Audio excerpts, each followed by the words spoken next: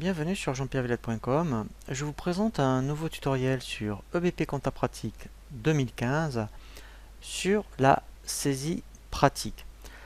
La saisie pratique est vraiment la saisie spécifique à la version EBP Compta Pratique 2015 puisque vous allez saisir votre comptabilité au niveau des achats, au niveau des ventes et de votre trésorerie directement par les libellés et non pas par les comptes comptables.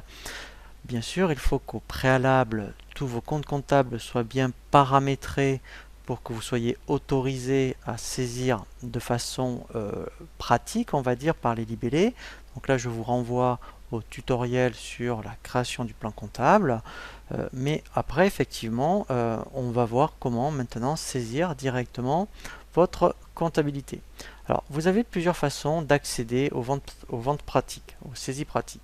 Soit déjà dans l'écran de démarrage. Ici, vous pouvez directement saisir, vous voyez, quand on clique sur facture client, sur les ventes et les achats avec facture fournisseur. Donc si je clique sur le bouton facture client, vous allez voir, ici, je vais accéder directement, voilà, à la saisie des ventes. Premier cas de figure.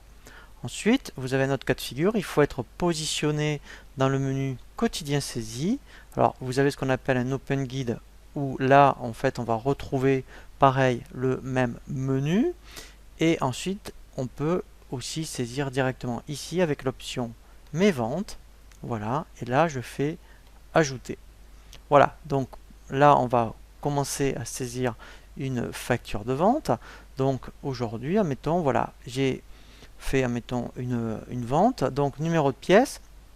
Voilà, alors là, très important, hein, puisque c'est ici que, en fait, on a vu dans le paramétrage des journaux, sur le tutoriel destiné à cet effet, que au niveau des ventes, il faut pas mettre continu sur l'exercice, mais manuel pour saisir, en fait, ici, vos numéros de facture. Là, pareil, vous pourrez remettre le numéro de facture. Et ici, au niveau du client, vous allez choisir directement, voyez, par libellé. Vous voyez, donc on ne se soucie pas hein, du numéro de compte. Le client, mettons top bureau. Voilà. Donc là, vous pouvez mettre même dire ce que c'est. C'est-à-dire que si vous avez vendu, mettons, là on est mettons, dans un ordinateur, vente, mettons, voilà, ordinateur. Voilà. On va mettre directement, par exemple, le montant TTC. Voilà. Et ici, le type et taux de TVA. En fait, on va aller directement chercher la TVA correspondante. Donc c'est pour ça que nous, dans le plan comptable, on a un petit peu modifié le libellé, parce que si on n'est pas comptable TVA collectée, ça ne parle pas pour tout le monde. Par contre, TVA vente 20%, ça déjà, c'est plus, on va dire, compréhensif. Donc lui, il calcule le montant de la TVA. Et dernière chose, ici, il faut bien dire qu'est-ce que c'est qu'on a vendu. Donc là, dans nature de la vente, voilà, donc moi j'ai créé un compte ordinateur. Donc là, en fait, voilà, je vais mettre vente ordinateur. Voilà, et là, mon écriture est finie. Donc là, je n'ai plus qu'à l'enregistrer et fermer. Maintenant, on va faire la même chose pour les achats. Donc là, je fais ajouter. Et maintenant, pareil, donc j'ai, admettons, on a créé tout ce qui est fournisseur de téléphone Orange. Je vais donc mettre, alors pardon, excusez-moi, je suis toujours dans les ventes. Il faut que je fasse ajouter. Ah oui, alors il faut que je me mette sur les achats. Excusez-moi. Voilà, mes achats. Voilà, je fais ajouter.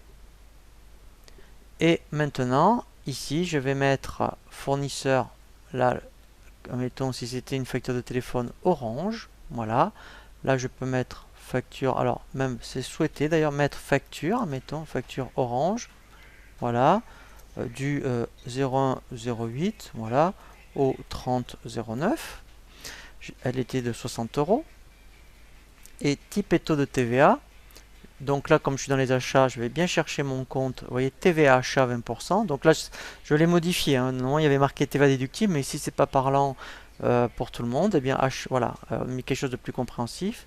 Et nature de l'achat, ici, voilà. Si c'était du téléphone, dans le plan comptable, j'avais bien créé voyez, même si je mettais téléphone, vous allez voir, voilà, et bien lui, il va se, voilà, téléphone Orange. Voilà, donc vous voyez, je saisis tout par libellé, je fais enregistrer et fermer. Donc là, on a vu les achats et les ventes.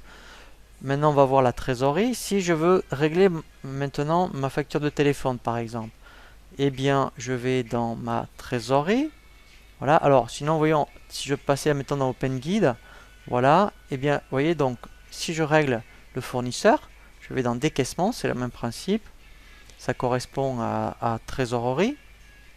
Voilà, c'est bien décaissement fournisseur.